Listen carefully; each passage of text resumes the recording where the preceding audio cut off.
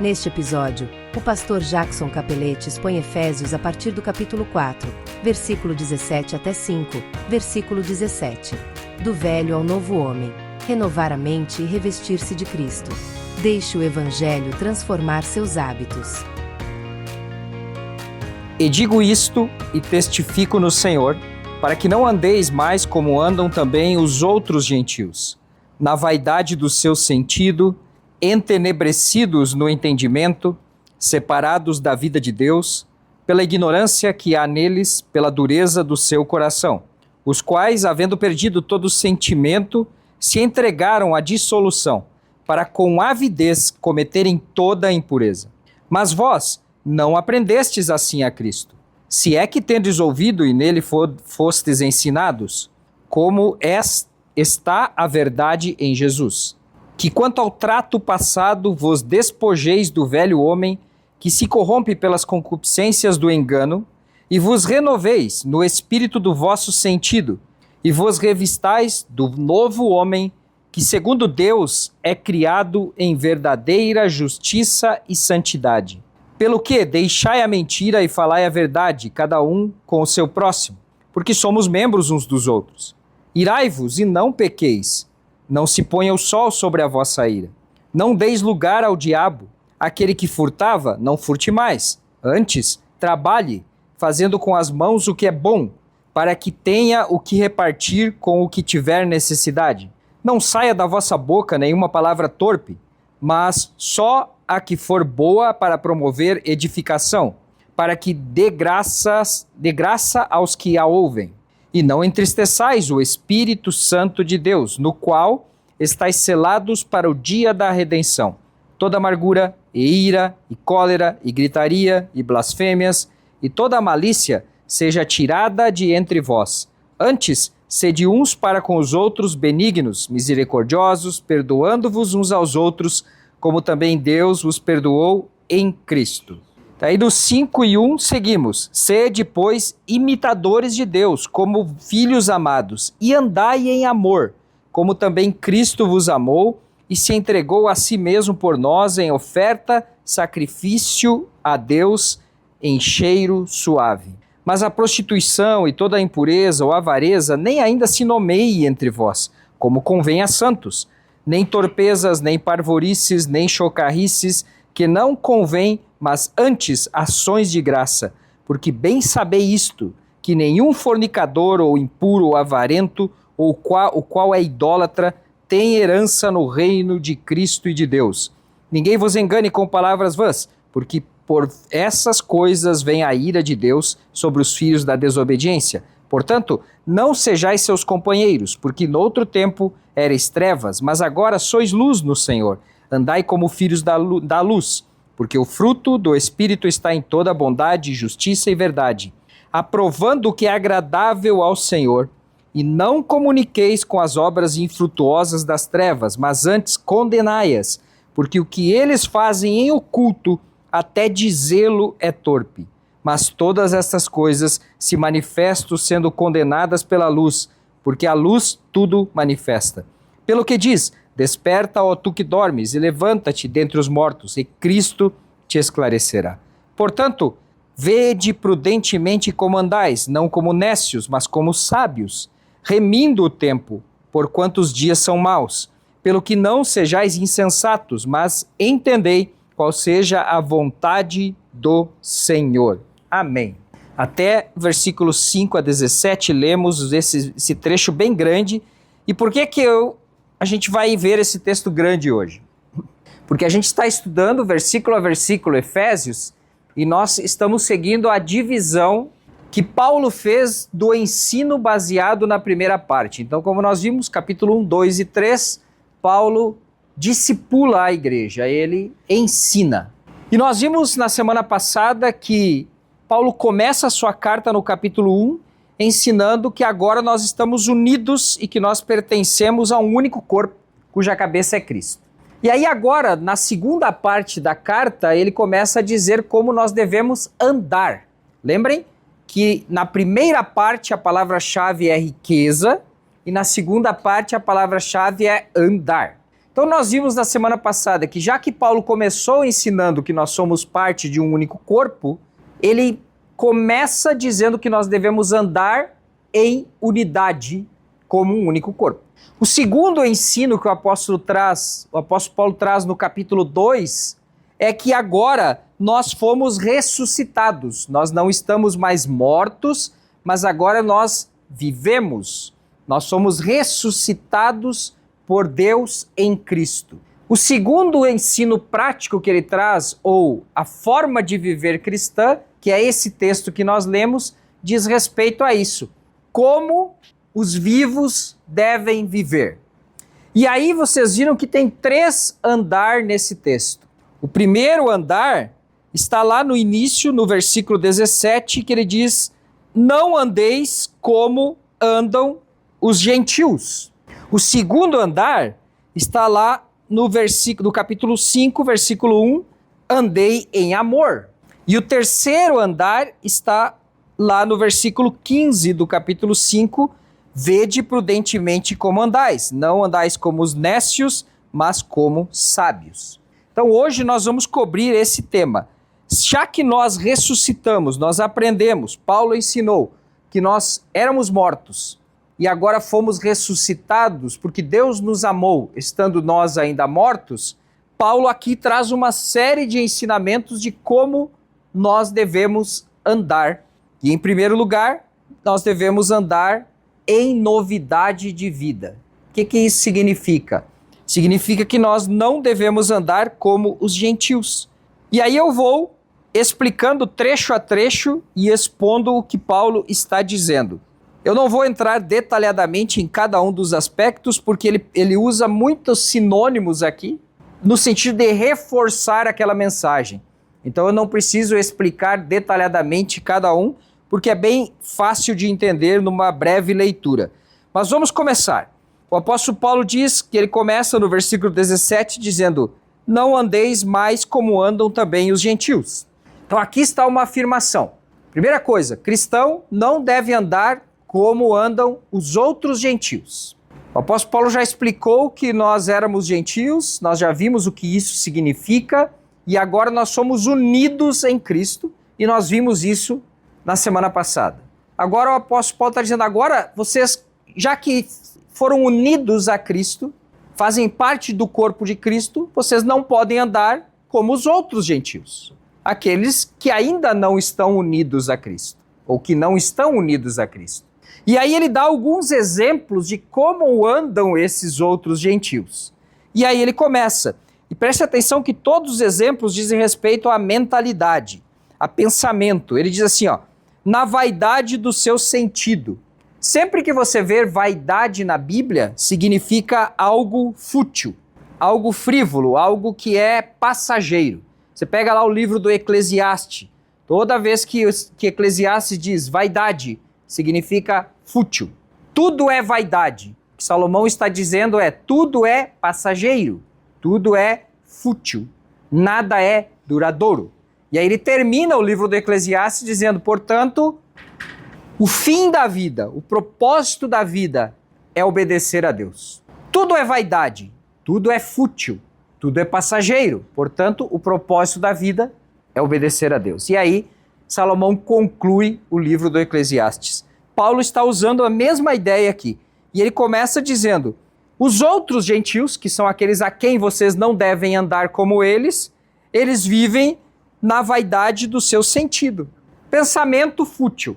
Faz as coisas que vem na cabeça. Mente. Olha aí, mente. Isso. Isso aí. Já é mais fácil de entender.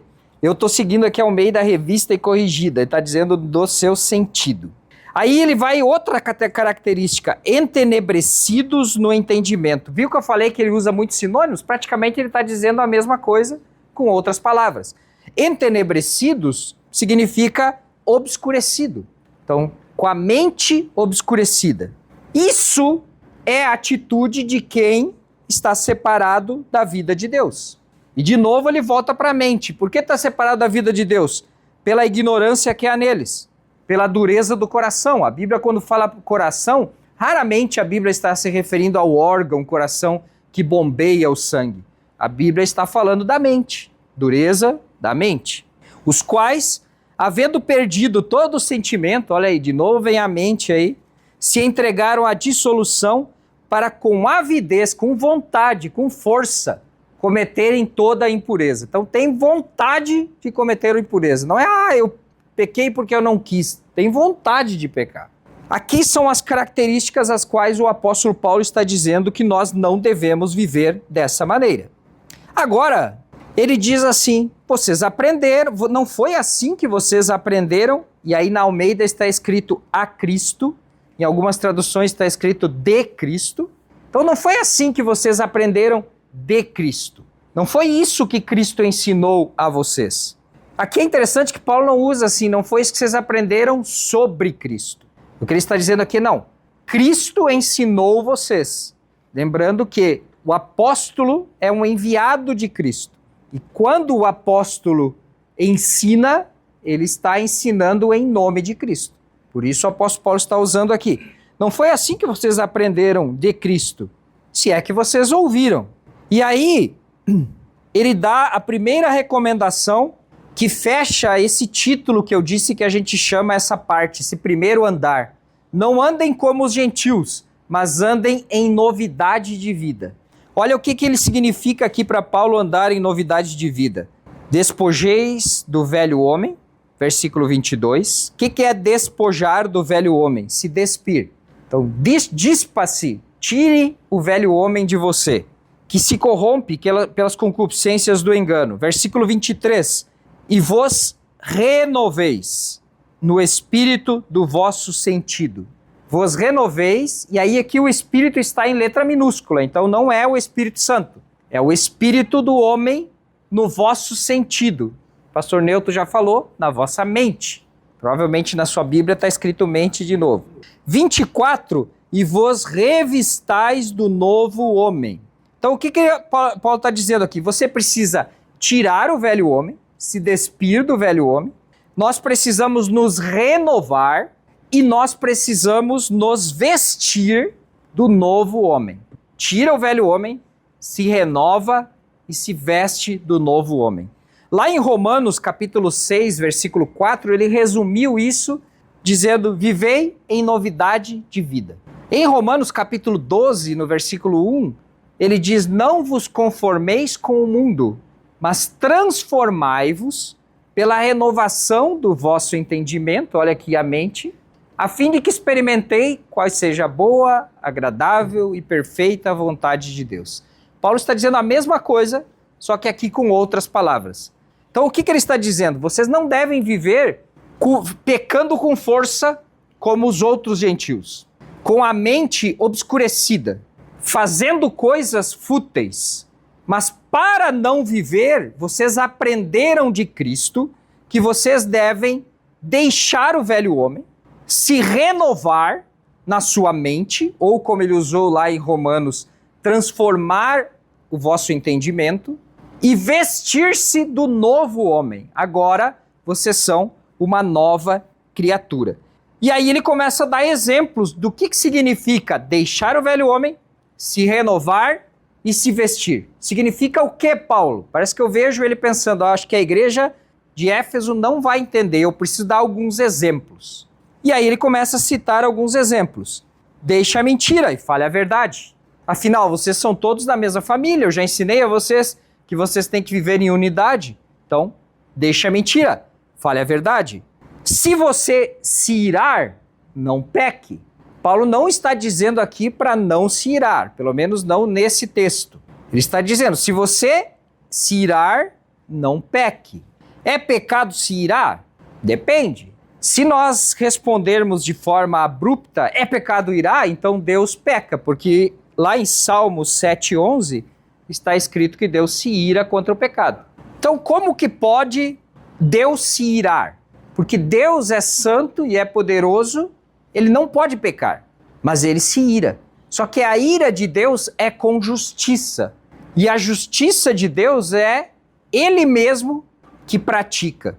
Só que nós não somos como Deus. Nós somos falhos. Nós temos ainda a nossa carne, como o pastor Robson falou ontem, lutando. E se nós irar, certamente nós não reagiremos com justiça. Nós reagiremos com pecado. Tem um pregador, o nome dele é Paul Washer, e ele faz uma ilustração da ira de Deus que eu acho maravilhosa, que ele explica como é que funciona a ira e a justiça de Deus. E eu vou repetir aqui para vocês entenderem. Ele diz que a ira de Deus vem sobre o humano, vem sobre o pecado, e Deus está aqui com uma mão segurando a ira dele. E com a outra mão, Deus está aqui manifestando a justiça dele. E Deus está aqui perdoando, Cristo Jesus se entregando na cruz, e todo aquele que crê em Jesus é salvo, é perdoado, é ressuscitado, e Deus está aqui segurando a ira dele. E com uma mão Deus segura a ira dele, e com outra mão Deus aplica a justiça dele. Só que ele termina essa ilustração dizendo, vai chegar um tempo em que Deus vai recolher essa mão e vai derramar a ira dele sobre aqueles que não aceitaram a justiça dele. Mas Deus é assim. Portanto, Deus pode se irar, porque ao mesmo tempo que ele está aqui segurando a ira dele, ele está aplicando a justiça. Mas nós não. E por isso o apóstolo Paulo diz, irai-vos e não pequeis. E como que eu faço para irar e não pecar? Ele responde, não se ponha o sol sobre a vossa ira. Ah, isso quer dizer que eu não posso dormir irado? Ok, se você quiser interpretar assim, beleza. Mas o que Paulo está dizendo aqui na essência é, dê um jeito de se acalmar o mais rápido possível.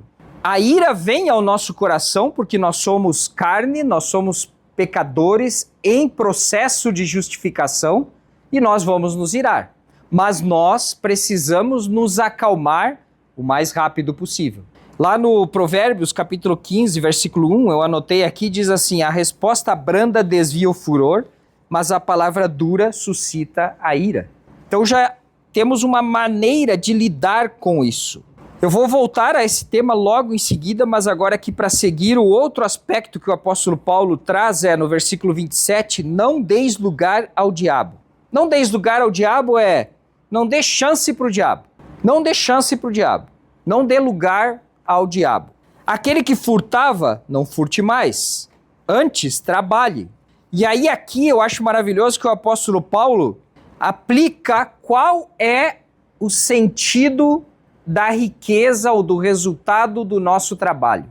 Aquele que furtava, antes, não furte mais. Antes, trabalhe, fazendo com as mãos o que é bom, para que tenha o que repartir com o que tiver necessidade. É para isso que Deus nos abençoa.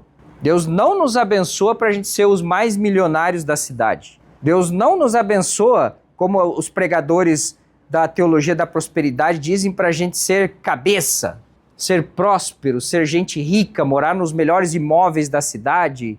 Deus nos abençoa para nós abençoar os necessitados. Essa é a função da riqueza monetária ou financeira na vida do crente. Ah, isso significa que eu não posso desfrutar do bom e do melhor? Pode, não tem problema. Mas o crente reparte o que ele tem. O crente abençoa e o crente olha para aquele que tem necessidade.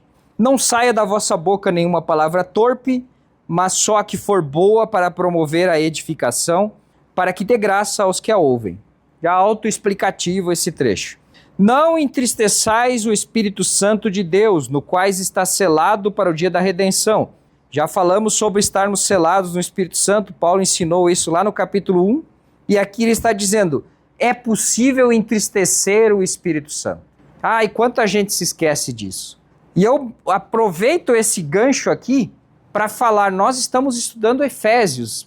Se Deus quiser, daqui mais algumas semanas, talvez 1, 2, 3 semanas, a gente vai ter estudado, irmãos, eu estava pensando sobre isso hoje, a gente vai ter estudado todos os versículos de Efésios. Que bênção isso. E muita gente, quando fala em Efésios, a primeira coisa que vem na mente é, nós somos salvos pela graça, que não vem de vós, mas é dom de Deus, para que ninguém se glorie. E esse é o versículo-chave de Efésios. E todo mundo acha, quando olha para Efésios, só vê, é salvo pela graça. E pode viver da maneira que quiser, porque é salvo pela graça. Mas o mesmo Paulo que ensina que nós somos salvos pela graça, está ensinando aqui no capítulo 4, capítulo 5 e 46, como que aqueles que foram salvos pela graça devem viver. E aqui ele está dizendo que é possível entristecer o Espírito Santo. E esse, irmãos, é algo muito forte para nós pentecostais. Porque nós descendemos, aqueles irmãos que estavam aqui quando nós estudamos a Reforma, nós vimos que nós descendemos e os desdobramentos da história da igreja remontam a nossa origem a um grupo chamado os pietistas, que eram pessoas que buscavam a santidade em sua vida, que buscavam uma vida separada do mundo. E essa característica está entranhada em nós pentecostais. Por isso nós cremos que nós somos salvos pela graça, mas nós cremos que nós vivemos em novidade de vida. E nós cremos que se nós não formos fiéis vivendo em novidade de vida, nós podemos sim entristecer o Espírito Santo. E o que acontece quando nós entristecemos o Espírito Santo? A gente perde a comunhão com Deus. A gente não sente mais Deus. E isso é o que o apóstolo Paulo está dizendo aqui. E aí ele fecha um resumo dizendo toda amargura, ira e cólera. O que é ira e o que é cólera? São sinônimos. A diferença é a intensidade. A ira é um nível de intensidade e a cólera é mais do que a ira. Então ele está dizendo toda amargura, ira, cólera, gritaria, blasfêmia e toda malícia seja tirada de entre vós. Antes, sede uns para com os outros benignos, misericordiosos, perdoando-vos uns aos outros, como também Deus vos perdoou em Cristo. Vejam que aqui ele fecha dizendo como nós devemos viver. E ele aponta o modelo que nós devemos viver como Deus. E aí ele começa o capítulo 5 seguindo essa mesma ideia. Já que vocês têm que viver como Deus e perdoar um com o outro, sede, pois, imitadores de Deus, como filhos amados que vocês são de Deus. E andei em amor. Mas qual é o modelo do amor? Como também Cristo vos amou. O modelo do nosso amor é o amor de Cristo. E se entregou a si mesmo por nós em ofertas e sacrifício a Deus em cheiro suave. E aí ele começa a falar aqui sobre imoralidade. Ele fala, mas a prostituição, a impureza, a avareza, nem ainda se nomeie entre vós, como convém a santos. Nem torpezas é obscenidades, coisas obscenas, nem parvorices, que são coisas tolas, nem chocarrices, que são gracejos imorais, piadinha suja, que nenhum fornicador, ou imoral, ou impuro, ou avarento, o qual é idólatra, e ele repete 2 vezes a expressão avarento. E aqui na segunda vez que ele repete a avareza, ele diz avareza é idolatria. O que é avareza? É aquele sujeito que é avarento, que ama o dinheiro. O dinheiro, os bens dele, é o Deus dele. Por isso que o apóstolo Paulo está dizendo aqui, é idolatria. Nenhum desses tem herança no reino de Cristo e de Deus. E aí ele começa dizendo, ninguém vos engane com palavras vãs. O que é palavras vãs? Vem da mesma origem de vaidade. Algo vã é algo que é temporário, não tem valor em si, é algo vazio, é algo fútil. Por isso, vaidade ou palavras vãs. Porque por essas coisas vem a ira de Deus sobre os filhos da desobediência. Olha aqui. Ele está dizendo, a ira de Deus. Lembra que eu falei? É pecado se irar? Não. Deus se ira. E Deus derrama a ira dele por causa dessas coisas que nós citamos aqui, que são imoralidades. Portanto, não sejais seus companheiros, porque noutro tempo vocês estavam na treva, mas agora vocês são luz. Por isso vocês devem andar como filhos da luz. E aí ele traz o conceito do fruto do Espírito. Porque o fruto do Espírito, e nós já vimos lá em Gálatas 5:22, passamos também umas 10 semanas estudando isso aqui. Então, fruto do Espírito, bondade, justiça e verdade. Aprovando o que é agradável ao Senhor. Em outras traduções traz discernindo o que é agradável ao Senhor. Entendendo o que é agradável ao Senhor. Sendo capazes de entender isso aqui agrada ao Senhor, isso aqui não agrada ao Senhor. Isso aqui é da vontade de Deus, isso aqui não é da vontade de Deus. E não comuniqueis com as obras infrutuosas das trevas, ou seja, não participem das mesmas obras, mas antes condenai-as. E aí ele cita uma passagem no versículo 14 que infelizmente nós não temos como saber o que ele está citando aqui, não é um texto bíblico. Normalmente quando ele começa dizendo pelo que diz, ele está citando algo do Antigo Testamento, não é o caso aqui. Alguns acham que é um hino que eles cantavam, alguns acham que é algum outro escrito que circulava na época, mas ele está dizendo, desperta, ó tu que dormes, e levanta-te dentre os mortos, e Cristo te esclarecerá. Gostaria de fazer uma pergunta para ti, pastor. Pois não. Essa bondade do Espírito, não é aquela pessoa boazinha, o senhor poderia dar uma explanação do seu conceito? A bondade do Espírito? Aqui, ó, porque o fruto do Espírito tem toda a bondade. É a capacidade de fazer o bem. Sim. Seja ele qual for. Essa é a bondade. Pelo que Jesus ensinou, só Deus pode fazer o bem, né? Então, nós não encontramos pessoa capaz de fazer o bem. Porque mesmo os que aparentemente fazem o bem, como aquele jovem rico, por exemplo, ele estava fazendo com segundas intenções. Então, o Espírito, o fruto do Espírito, nos capacita a fazer o bem sem intenção, sem esperar em troca. Que é o que nós estamos aprendendo aqui, que é ser imitador de Deus, andar em amor, e aí como exemplo, o amor de Cristo. Então, irmãos... Sim. Quando o senhor coloca aí, por isso diz, desperta tu que dormes e levanta dentre os mortos e Cristo esclarecerá, ele não está fazendo uma reafirmação no versículo 11, 12, 13?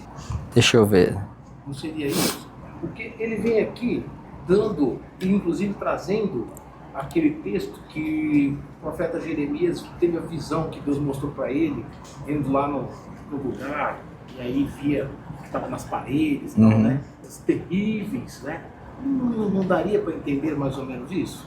Tem alguém que entende, mas assim, exatamente essa situação, essa citação não existe no Antigo Testamento. Não existe. Então, sim. Não está fazendo um chacoalhão, porque ele está trazendo lá em cima para a gente uma recomendação, assim, ó, o fruto do Espírito, bondade, justiça, seja imitador de Deus, anda como Jesus andou. Isso. Ó, aí traz, o que eles fazem é torpe, é terrível, não dá nem para falar, mais ou menos isso. Pode ser. Aí, desperta vocês, desperta tu que está dormindo, acorda, né? Isso, pode ser, sim. Sim.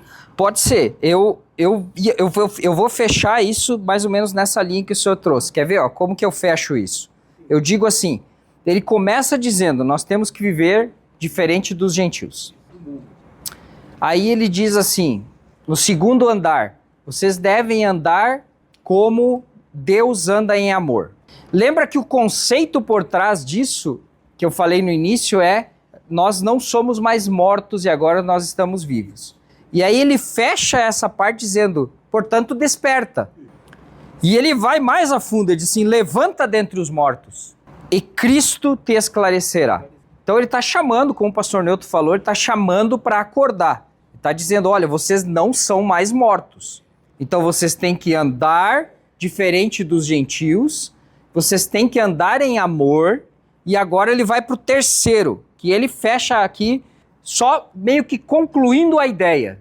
E ele diz, já que vocês aprenderam que vocês têm que andar diferente dos gentios, já que vocês aprenderam que vocês têm que andar em amor, vocês devem andar de forma sábia.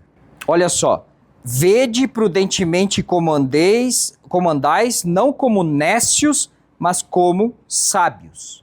Andar de forma sábia. E o que significa? Ele faz ali uma breve ilustração sobre o que significa andar de forma sábia. E ele está dizendo, em primeiro lugar, remindo o tempo porque os dias são maus. O que significa remir o tempo? Remir significa aproveitar o tempo. Aproveitar cada oportunidade. Não perder tempo, porque os dias são maus.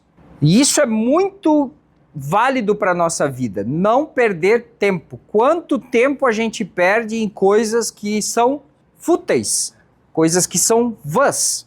E quando nós pensamos coisas que são fúteis e coisas que são vãs, nós lembramos lá do primeiro andar, que é não andar como os gentios andam, ou os outros gentios.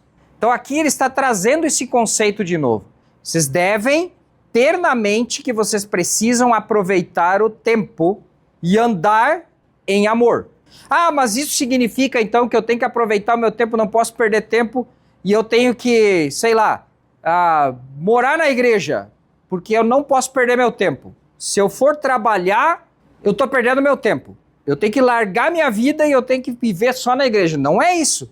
Porque lembra que ele acabou de ensinar que andar em amor, tendo como modelo Jesus, e ele disse, aquele que furtava não furte mais, antes trabalhe. Então ele está fechando o conceito aqui. Então remir o tempo significa aproveitar cada oportunidade. Na hora de trabalhar, trabalhar. Na hora de cultuar, cultuar. Na hora de descansar, descansar. Aproveite. Hoje em dia nós temos uma palavra que a gente usa para isso, está bem em moda, que chama fazer as coisas de forma intencional. Significa que se eu chego em casa e eu quero ter um momento de qualidade com a minha família, eu tenho que fazer isso de verdade. Eu não posso sentar no sofá, ficar olhando a televisão ou mexendo no celular e achar que eu estou tendo um momento de qualidade com a família. Eu tenho que guardar o meu celular. Às vezes eu coloco o meu celular lá no quarto, dentro da gaveta, porque eu quero garantir que ele não vai me distrair.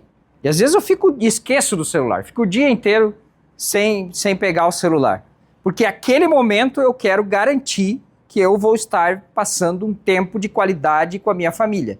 Isso é o tempo de qualidade, é remir o tempo. Então, nós tínhamos isso mais fácil há um tempo atrás. A vida moderna nos afastou disso. E agora a gente acha que tem que fazer tudo ao mesmo tempo e as crianças, você olha, eu fico olhando o meu filho, ele está assistindo um programa de televisão, ele está ao mesmo tempo brincando com um brinquedo e ele está também conversando comigo. E ele consegue fazer tudo ao mesmo tempo. No trabalho, quando eu falo sobre isso no trabalho, eu costumo dar um exemplo que eu fiz com o meu filho. Certa vez eu estava fazendo a lição de casa com ele era bem pequeno, ele tinha uns 4 ou 5 aninhos, e ele não estava prestando atenção na lição de casa, ele estava ali e ao mesmo tempo ele estava fazendo outra coisa. Eu disse, cara, você precisa prestar atenção aqui. E aí eu fiz um teste com ele, façam em casa, repitam, vocês vão ver que vai dar certo. Você escreve aí, 1, 2, 3, 4, 5 e escreve A, B, C, D, E, F. Escreve número e letra, só que eu quero que você escreva 1, escreva A, escreva 2, escreva B, e aí vou marcar o tempo. Marcamos o tempo, deu acho que 24 segundos na época para ele escrever 1A, 2B, 3C e assim por diante, até o F. Eu disse, agora você faz o seguinte, você escreve primeiro só os números até o 5 e depois você escreve A, B, C, D e F. Ele fez, marcamos o tempo, deu 12 segundos. Eu disse, você viu a diferença que faz quando você está focado em algo? Quando você está focado em algo, você faz melhor. Então, essa é a diferença do remir o tempo. É fazer algo focado. Eu lá no trabalho, eu digo, eu prefiro que você não produza nada um dia inteiro. Se quiser ficar em casa, fique em casa o dia inteiro, desde que você venha. E quando você vem, você produz. Não adianta querer fazer muita coisa ao mesmo tempo que não sai nada bom. Sai tudo meia boca. Você quer fazer algo bom, você tem que se concentrar naquilo e fazer aquilo. Por isso que o apóstolo Paulo diz remir o tempo, aproveitar cada oportunidade. E aí ele está dizendo, pelo que não sejais insensatos, mas entendei qual seja a vontade do Senhor. E aí ele fecha, versículo 17, é o fechamento disso que ele está aprendendo aqui, que ele está ensinando aqui. Não sejam insensatos, mas entendam a vontade ou o plano do Senhor. Então, irmãos, andai diferente de como andam os gentios. É claro aqui. Andai como imitadores de Deus. Olha que interessante.